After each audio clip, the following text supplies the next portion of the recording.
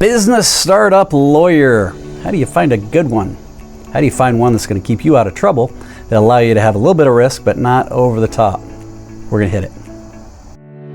As entrepreneurs and business owners, we know that if we have a clear plan, anything becomes possible. And if you can have a clear plan, a clear process to create that plan, and a way to create clarity with your partner or spouse, you can drive to amazing heights. All right. So when it comes to finding a good quality attorney when you're a startup in your business, well, I have a lot of experience in this space. I've started over 16 companies and I've helped dozens and dozens and dozens of people do this, actually hundreds. And the reality is when you're looking for an attorney, you need to step in and first off, make sure, well, how do you find that person you're gonna share values with? Somebody that you can connect with, that you can trust, that you feel confident will push you, but also you can push them and challenge back and forth so you can have that push and pull. So a lot of places where people start when you're looking for a great attorney is look for a referral. Now, what I mean by this is not necessarily a referral from your friend who had a great divorce or, well, can you have a great divorce? Anyway, but find other people in your industry. And we talk about this in our book, The Aspiring Solopreneur, as well as in our online courses that you can find at aspiringsolopreneur.com.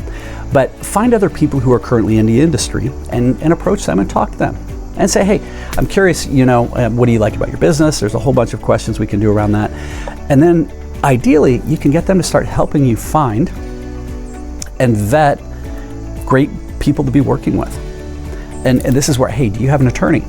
Well, yeah, great. And do you like them? They're okay. Yeah, they're not that great. Or, yeah, actually, I have a great attorney. I really, really like my attorney. Okay, first off, why? Well, because they're trusted, boom, boom, boom, boom. Say, hey, would you mind giving me a referral? Giving that referral empowers that person to help. Yeah, hey, yeah, I like this person. It's a gift that they're giving both to the attorney and to you. Now, you still have to vet them, you still have to interview them, you still have to decide, is this the right fit for you? But if you can get that way in, that's going to help. Because let's say you're starting an architecture business and you find other architects and say, yeah, this is the guy who's in town. Great. Well, they're likely already going to know what is the ideal structure and why. They may even have a lot of the contracts in a boilerplate format. They're going to know what are the things to look for and where are the gotchas. They will have done a lot of the research already for you. So now let's say where you're butting against it and you can't find anybody you like. Fair enough. Then at that point, you're probably going to have to do a little bit of smiling and dialing. Google it up and try and get as specific as you can to see if you can find an attorney that focuses on one area or the other. And then start calling and say, hey, and just ask some very basic questions right out of the gate. Hey, how big of clients do you typically work with? Because there's attorneys who won't touch anybody under 10 million. Now, there's other attorneys who are more than happy to work with startups. So say, hey, what size business do you usually work with? Okay, do you work primarily with businesses or are you general practice? Would it help me understand that a little bit? Okay, and then try and understand that. Then you can even go so far as to say, hey, I'm looking at opening this type of business. Do you have other clients like me? And if they're like, yes, we do, great. Then say the next question is going to be, hey, would you be up for investing 30 minutes of your time so we could come in and I can meet you face to face? You get to meet me and we can have some discussions around this and see if we're a fit. Now, remember, sometimes attorneys can be arrogant, but I don't care if you're doing any business. You could be doing a basic lawn mowing business. If you're going in to meet with an attorney and that attorney comes across as an arrogant dick using a bunch of big words, not going to be a good fit for you. But if that attorney understands that, like, no, this guy's interviewing me as an attorney to see if I'm going to be a good fit for him. Make sure the attorney's meeting you where you're at. And remember, you're ultimately accountable for what the attorney does. Now, they have to know the law and those things better. But if they're using big words, fair enough, let them use big words. But dude, I don't understand what that means. That's the smartest thing you can say, is help me understand what those words are. What does that mean? Why do I need to be aware of that? Be curious. Because when you're interviewing that attorney, you're deciding, do I want to have a long-term relationship with this person? Is this somebody that I can trust, that's going to be of value and help me in the future, and I'm going to be able to help and work with them? Because attorneys it's not always an easy relationship. Sometimes there can be a little bit of friction. So the other thing with attorneys and this is important, is you need to ask them sort of what is their general philosophy. Because some attorneys are scared of everything, and they're going to write massive, huge contracts over everything just to cover you.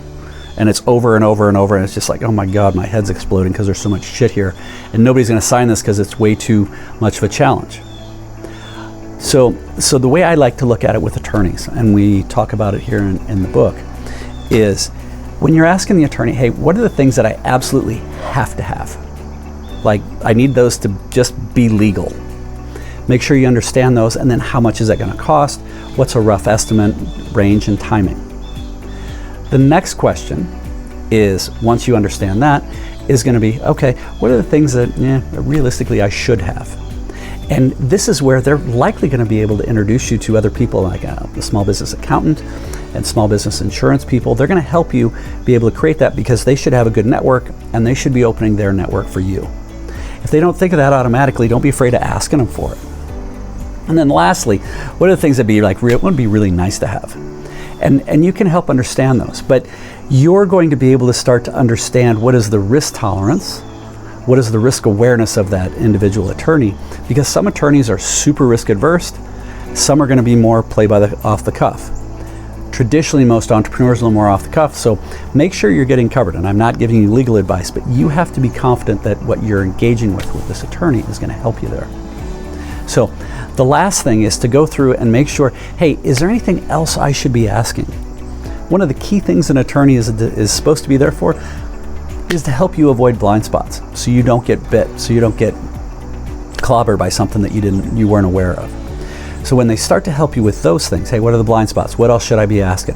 What am I missing? Okay, and then the last thing is there anybody you can help introduce me to that's already in this space that I could learn and get stronger with? Now, sometimes this may be people in the existing business. They may have existing clients. They may have insurance people. They may not. But if they do, this is going to start building your network, and it's also going to help you build your team of advisors that are working for you and a lot of times, solopreneurs on their own. So, if you found value with this and you'd like to learn more, you're welcome to go to our site, aspiringsolopreneur.com. And we have a full course on this, and I've helped hundreds and hundreds of people launch their businesses. If you have questions, please leave a question in the comment bar. And if you like the channel, please subscribe. Check out some of the other stuff. Keep smiling.